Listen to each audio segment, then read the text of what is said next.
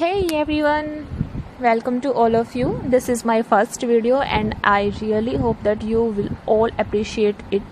And so let's start without wasting your time. Okay. Today I'll discuss a poem, Nutting, written by William Wordsworth.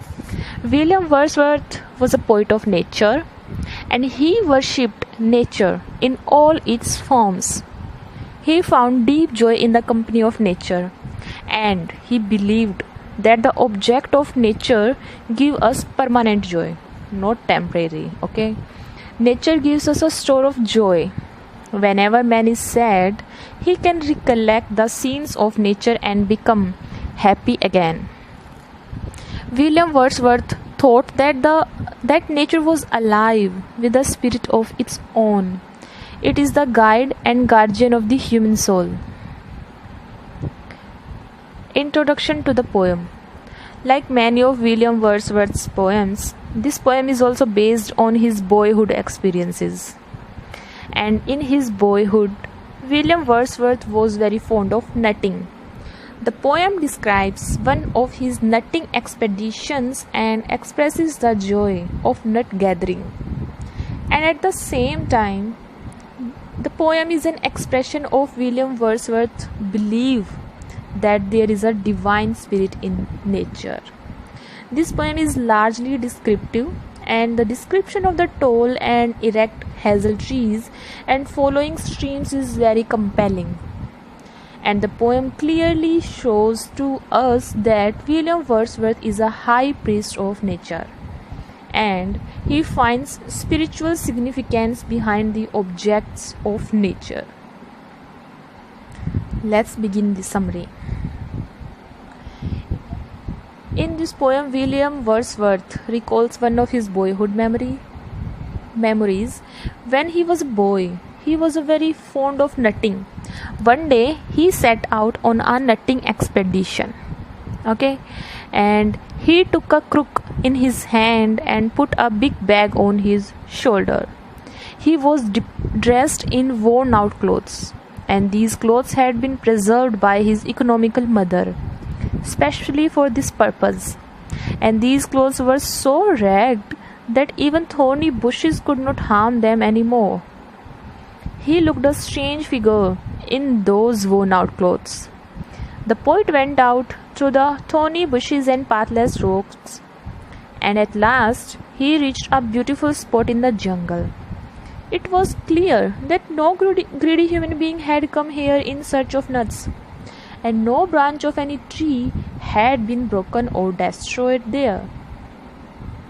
There were tall hazel trees around him, and bunches of hazelnuts were hanging from the branches. At first, he wanted to pluck those nuts at once, but he checked himself. He wanted to enjoy the beauty of nature, and secondly, there was no rival for nuts. The poet was full of deep joy on seeing the beautiful scene of nature. He didn't even breathe loudly lest it should disturb his mood of joy. He sat under the trees and played with wildflowers. The poet got a great joy there. It was a lonely and shady place.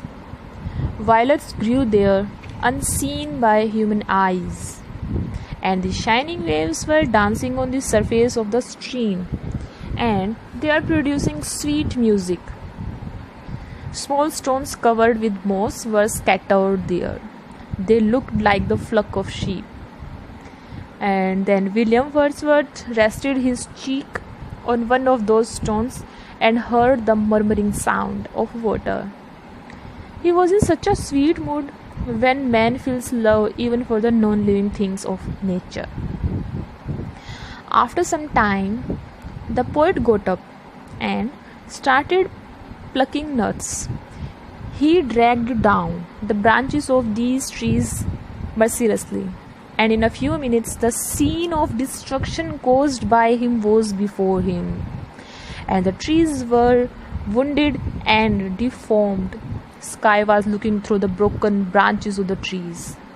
Now a mood of repentance came over him. He filled his bag with hazelnuts.